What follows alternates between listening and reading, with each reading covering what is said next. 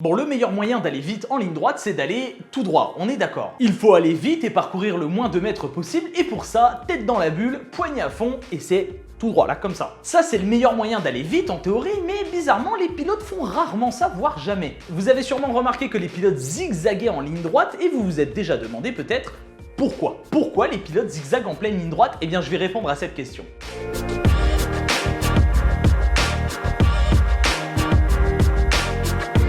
Bonjour à tous et à toutes, c'est Kenpi, j'espère que vous allez bien et bienvenue dans ce deuxième épisode du remake de notre série d'antan Flash GP. Si vous ne connaissez pas encore Flash GP, c'est un format court où on va répondre à de courtes questions de façon courte. Voilà, c'est court, mais concis et précis. Donc si vous aimez ce genre de format, je vous invite bien sûr à liker la vidéo, à lâcher vos petits commentaires et surtout à vous abonner bien entendu. Et en plus on arrive sur les 50 000 abonnés là, ça sent très bon cette histoire. Aujourd'hui on va répondre à une simple question.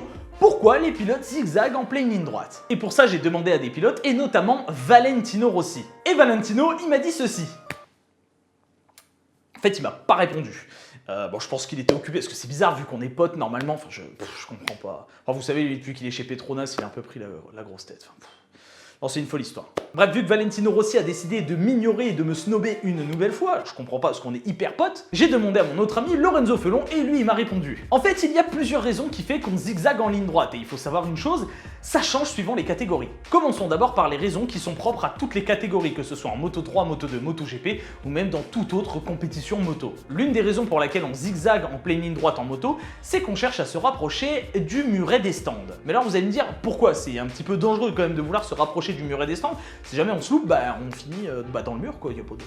Voilà. Eh bien rassurez-vous, il y a une raison à ça. En fait, on cherche à lire les panneaux. Peut-être que vous découvrez le monde des Grands Prix, mais sachez que les teams, pour avertir les pilotes un petit peu où ils en sont dans la course, qui est derrière eux, etc., ils mettent des panneaux à l'extérieur au niveau de la ligne droite, on les pannote et en fait il y a des informations sur ces panneaux. Le truc c'est que quand vous êtes à 250, 300, 350 km/h, c'est pas toujours facile de lire ces panneaux. Les pilotes ont le choix de lire ou non ces panneaux et certains qui veulent les lire se rapprochent tout simplement du muret de stand pour les voir au mieux. Bon attention, faut pas trop se rapprocher sinon on en percute un et là ça peut être catastrophique. Voilà pourquoi les motos se rapprochent donc du muret des stands pour mieux lire les panneaux.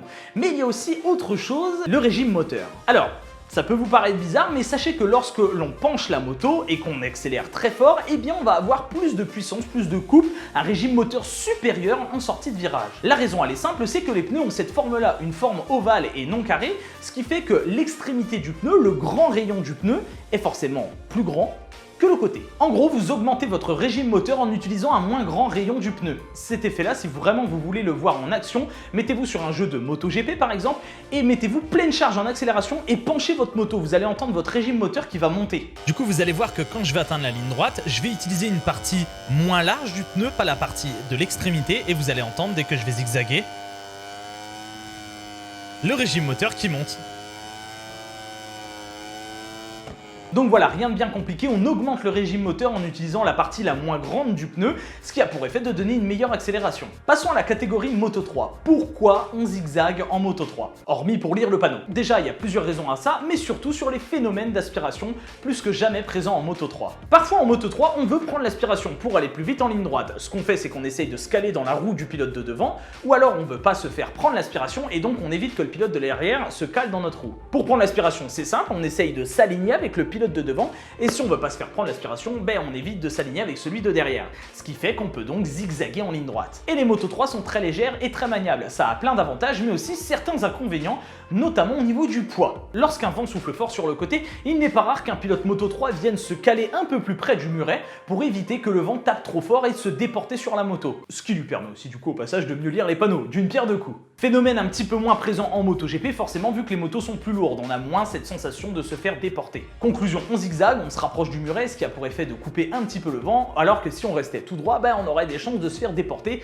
pourquoi pas même mal finir si on percute un autre pilote en pleine ligne droite. Passons à la MotoGP où l'idée principale de ce zigzag est d'éviter une chose essentielle, que la roue avant ne se lève. Et oui, les MotoGP sont tellement puissantes que si l'on sort d'un virage qu'on bombarde mais qu'on reste tout droit sans continuer à faire un mouvement de zigzag, la moto va tout simplement lever de l'avant. Et on n'aime pas trop quand la moto lève de l'avant, généralement c'est pas bon signe pour entamer la ligne droite. Et là vous vous demandez peut-être, mais attends Kenpi, ils sont pas des anti-wheeling en MotoGP? La réponse est si, et pourtant ça fait quand même ce phénomène. Et d'ailleurs on le voit même que quand les pilotes sortent et zigzaguent quand même, la moto peut parfois avoir tendance à se lever, comme quoi c'est quand quand même bien puissant une MotoGP, plus que l'électronique même parfois. En fait, en MotoGP, c'est devenu essentiel, indispensable, voire obligatoire de zigzaguer en pleine ligne droite. C'est limite impossible de ne pas faire autrement. Bien sûr, dans l'idée, le fait de zigzaguer fait qu'on parcourt plus de mètres dans la ligne droite, et donc du coup, normalement, on la boucle moins vite cette ligne droite. Sauf que le truc, c'est que si on se met tout droit et donc qu'on ne zigzague pas et qu'on parcourt moins de mètres, la moto va lever, donc on va perdre de la vitesse et on va boucler cette ligne droite moins vite qu'en zigzagant. Au final, ça peut être contre-intuitif, mais on a besoin de prendre un chemin plus long pour arriver plus tôt. On peut rajouter aussi à ça que si l'on redresse la moto directement en sortie de virage, le centre de gravité va se remettre à son point initial, donc plus haut que si la moto est sur l'angle. Et vous le savez, en moto, on a besoin d'avoir un centre de gravité assez bas pour que la moto reste bien accrochée au sol et qu'on aille bien vite. Pour la Moto 2, on rentre plus ou moins dans les mêmes phénomènes, d'autant plus que la Moto 2 n'est pas beaucoup moins légère non plus qu'une MotoGP. Et enfin, je vais vous parler de deux autres phénomènes que j'ai lus, qui ont déjà été abordés par des pilotes, mais qui sont pour moi les moins importants, même s'ils peuvent jouer un rôle. Premièrement, certains pilotes ne se contentent pas de zigzaguer simplement dans les lignes droites, mais aussi dans les petits plots droits entre deux virages. Alors pourquoi, me direz-vous? Eh bien la réponse est simple, on cherche à défendre sa position. Si l'on vient à zigzaguer entre deux virages à droite, le pilote qui est derrière, il pourra pas forcément prendre l'intérieur, il y aura une moto devant lui et ça le déportera sur une trajectoire qui sera pas forcément la bonne pour entamer le virage. La deuxième raison est que visiblement zigzaguer et arriver avec un petit peu d'angle sur une phase de freinage aiderait à éviter le phénomène de stoppie, c'est-à-dire la roue arrière qui se lève. Ça encore une fois, ce sont deux choses que j'ai lues, entendues, je sais pas trop si c'est toujours d'actualité, en tout cas ça l'était à un moment. Voilà donc grossièrement pourquoi on zigzague en pleine ligne droite. Le phénomène principal, c'est d'éviter les wheelings, on cherche aussi à se rapprocher des panneaux, la puissance de la MotoGP force aussi à zigzaguer, on peut défendre, etc. Plusieurs raisons, la principale étant la puissance de la moto et de lire les panneaux. Ah, et aussi le jeu des aspirations en Moto 3, mais ça c'est un petit peu du n'importe quoi. C'est-à-dire que t'as des pilotes là. Bref, voilà, la vidéo est terminée, j'espère qu'elle vous a plu, j'espère avoir répondu à cette interrogation dans ce nouvel épisode de Flash GP. Si la vidéo vous a plu, je vous invite à la liker, la commenter et la partager. N'oubliez pas de vous abonner, de cliquer sur la petite cloche si ce n'est pas déjà fait. Ça fait plaisir, pensez à vous abonner, c'est important. Quant à moi, je vous laisse, je vous donne rendez-vous jeudi prochain pour une nouvelle vidéo. D'ici là, portez-vous bien, profitez bien de ce week-end de MotoGP à Jerez. Prenez soin de vous et veillez à tous.